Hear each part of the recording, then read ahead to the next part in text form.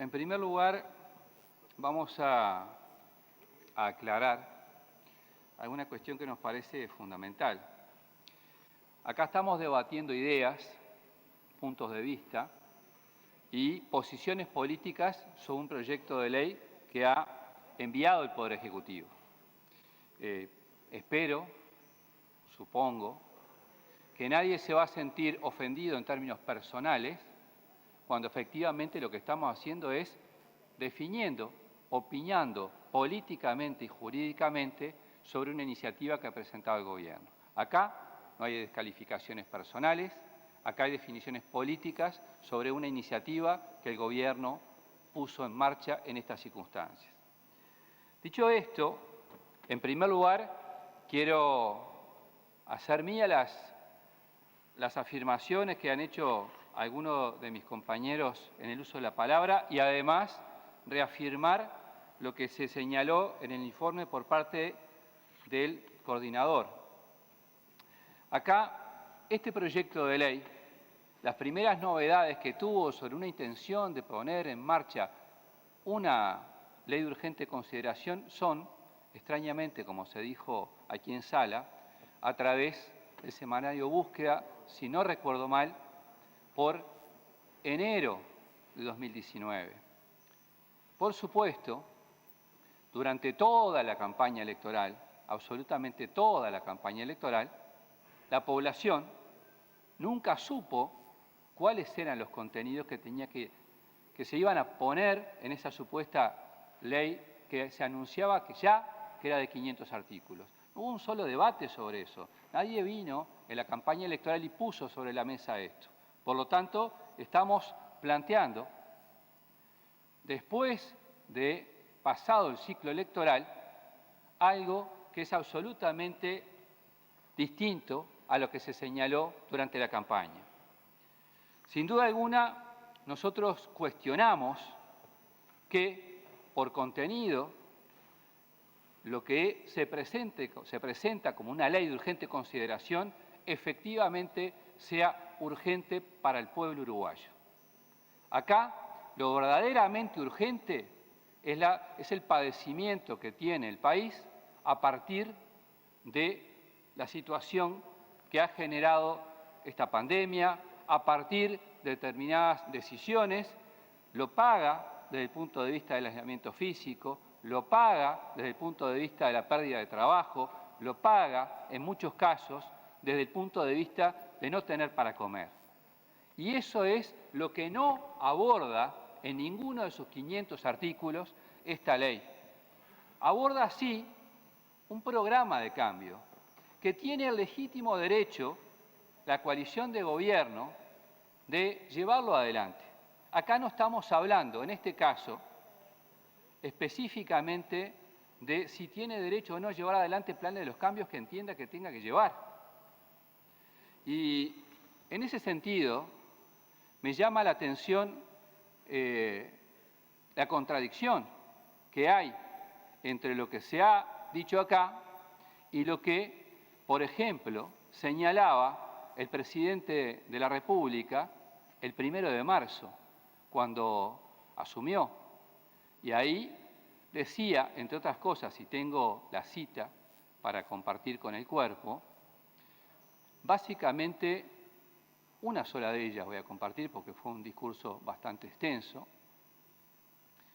Decía básicamente, hace mucho tiempo que quien habla sostiene, y creo representar al resto de los miembros del gobierno, que no tenemos complejos refundacionales, que aquí no se trata en la transmisión de mando de tierra arrasada.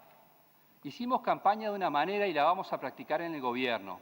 Nos negamos a que esta nueva etapa sea cambiar una mitad por la otra de la sociedad. La unión es lo que nos piden los uruguayos. Pues bien, esto que fue dicho el 1 de marzo es lo contrario que escuchamos. Es venir a pasarle por arriba a todo lo que se hizo, no ya en los últimos 15 años, sino de mucho antes incluso. Es decir, es el primer incumplimiento de lo que se le dijo a todos los uruguayos el 1 de marzo y está en ese discurso original del presidente de la República. lo dijo con todas las letras. Por lo tanto, esta propuesta es directamente la decisión política, legítima en cuanto a los votos, legítima en cuanto a las opciones, pero de confrontar con la oposición en el medio y en la necesidad de tener un clima de unidad, de tener un clima de salida nacional a una situación que están viviendo miles y miles de uruguayos. Se optó por lo contrario, se optó por una ley que, como lo dijimos en la moción, tiene las contraindicaciones que tiene y efectivamente, políticamente, se decidió por ir el camino contrario, no ya al de la campaña electoral, sino al del 1 de marzo de este año, hace muy poquito.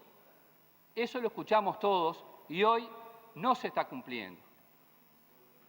Decimos también que esta ley o este proyecto de ley tiene contenidos que por definición, por eso que se denomina el mecanismo de aprobación tácita, lo implica de una manera realmente que impide el verdadero sentido de trabajar con rigurosidad los proyectos de ley.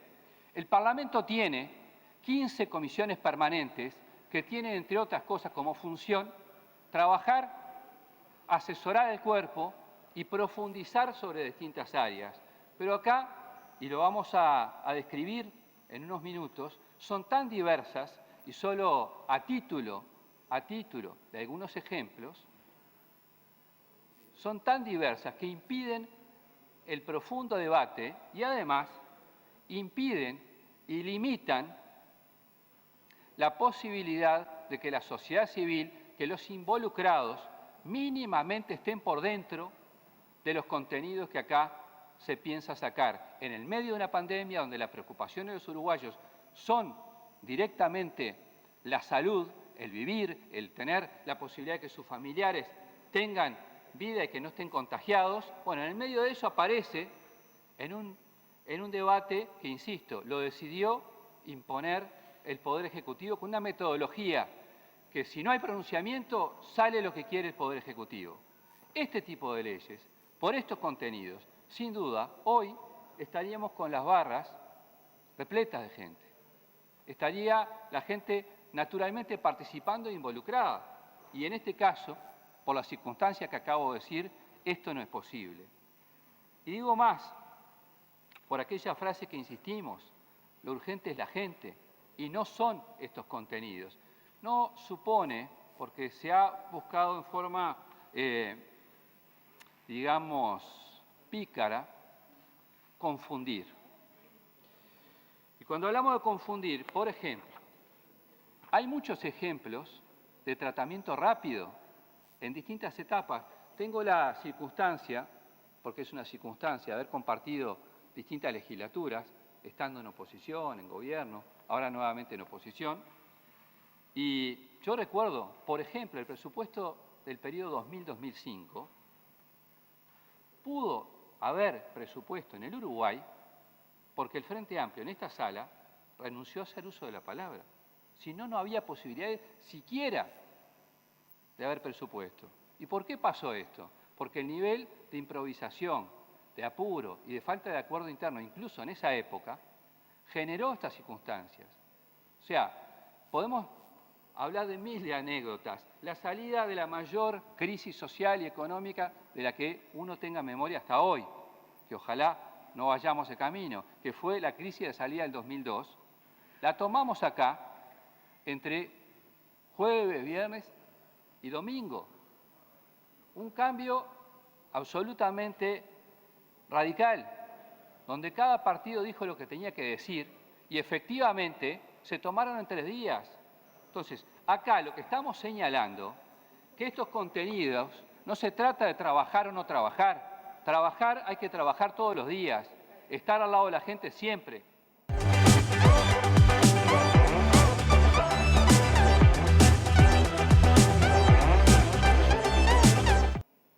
Acá lo que se trata de trabajar es con rigurosidad y dar las posibilidades de que el Parlamento funcione plenamente en los términos que requieren los contenidos de demás de 60 asuntos que trata esta ley y que borra efectivamente de un plumazo, diciendo lo contrario a lo que afirmó el presidente de la República el 1 de marzo cuando asumió este gobierno.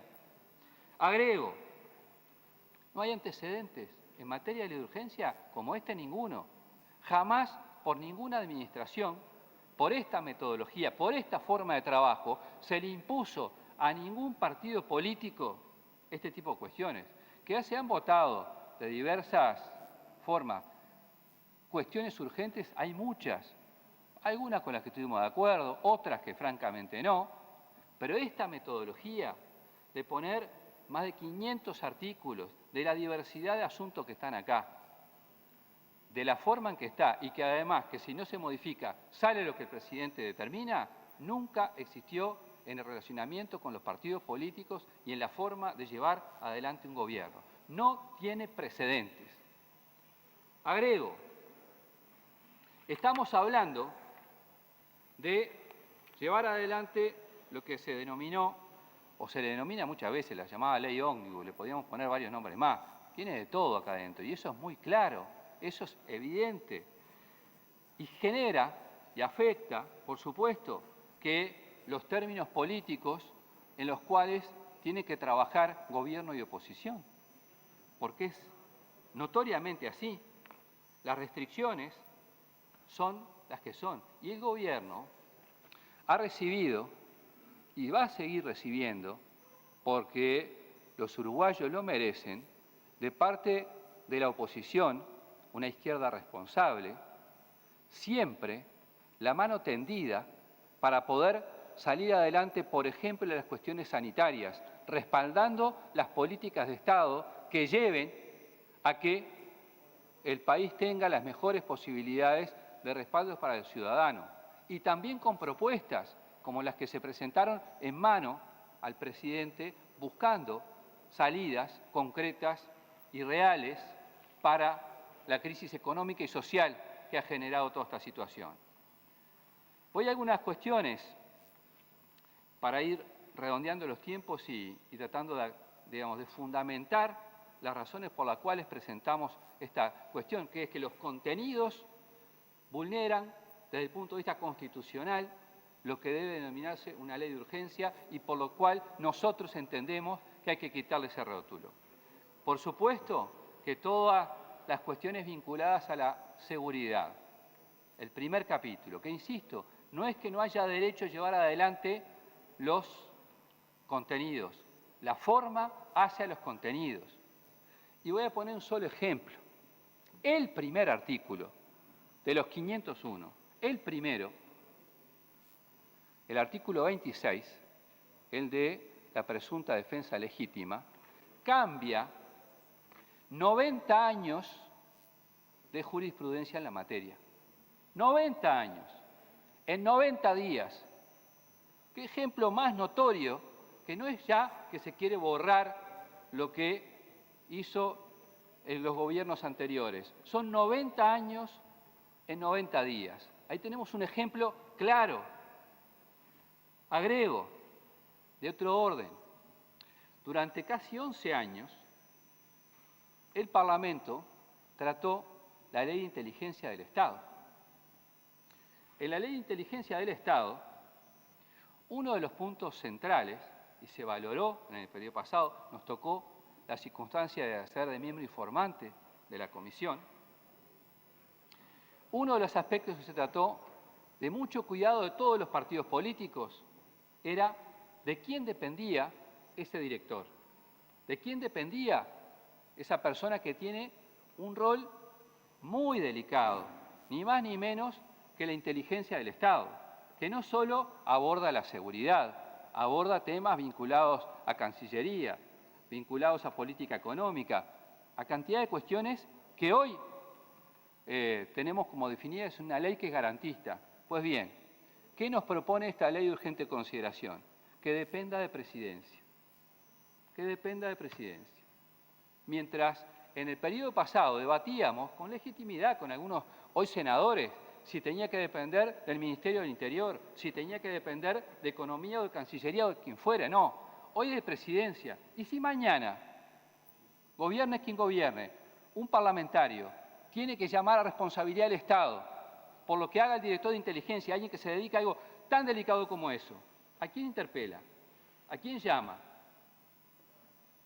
Bueno, este tipo de cuestiones aparecen a lo largo y ancho de esta ley ómnibus y son unas cuantas. Por ejemplo, cuando termine este ciclo, porque los votos están, acá sabemos cómo va a salir esto.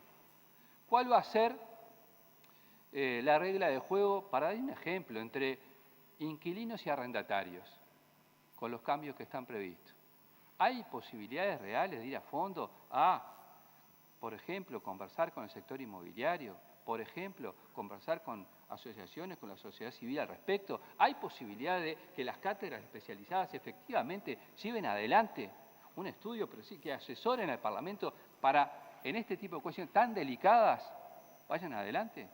No, sin duda no. Y ni siquiera estamos hoy diciendo cómo a priori vemos que afectan y a quiénes afectan este tipo de iniciativas, que naturalmente, normalmente no están dentro de ellas con la mayoría de la gente, al contrario.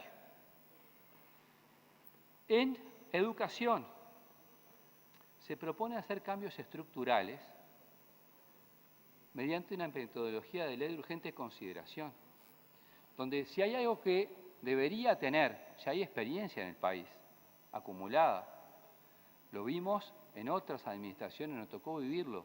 Los cambios en educación, si no tienen el involucramiento adecuado de los actores educativos, tienen todas las posibilidades y el destino de fracasar, porque el fracaso está en intentar llevar adelante la educación como cualquier otra política pública. Y ni que hablar que algunos de los contenidos que están en estos 70 artículos dedicados a la educación son de corte inconstitucional. ¿Por qué? Porque se meten en contenidos técnicos que son propios, reservados por la Constitución de la República a la ANEP. Y eso no hay ley que lo pueda cambiar, ni voluntad de ministro que lo quiera imponer. Eso está en el marco de la protección que la Constitución le da a los organismos técnicos especializados de la ANEP. Si mañana la ANEP se le erra a quien lo designa o no hay acuerdo, podrá el gobierno designar con venia del Senado, que tiene mayoría para hacerlo, a quien lleve adelante las políticas públicas en materia de educación. Pero no puede, desde la ley, vulnerar contenidos que son y tienen protección jurídica de la máxima carta magna del país, que es la Constitución. ¿Cuánto tiempo me queda, Presidenta? 3 minutos, vamos a redondear. Le decía, porque si no, veo que en esto uno tiende a apasionarse con el debate. En las relaciones laborales también hay modificaciones estructurales que van a afectar el mundo del trabajo y se hacen en la dirección de limitar los derechos de los trabajadores. La regulación del derecho de huelga que tiene esta iniciativa directamente vuelca la balanza en contra del sector que debería proteger naturalmente el Estado. Por aquello, y voy a quizá aludir a quienes hoy en forma uniforme utilizan un barbijo colorado, del Estado protector de los pobres. Bueno, el escudo de los pobres. En este sentido, sin duda alguna, esta iniciativa vuelca la balanza en contra de los trabajadores. La reglamentación del derecho de huelga, todo lo que señalamos recién con respecto a el sentido de este proyecto de ley, sin duda es una opción política que busca aprovechar la coalición mientras dure. Hoy está, aprovecho y llevo adelante esto porque mañana no sé. Y desde el punto de vista político, esto efectivamente es una opción que limita gravemente las posibilidades del Parlamento Nacional de incidir, de trabajar y de proponer. Por eso entendemos, insisto, que acá el rótulo de urgente por los contenidos de la ley de urgente consideración tiene que ser eliminado porque no tiene bajo ningún concepto, las verdaderas urgencias de nuestra gente. Gracias, Presidente.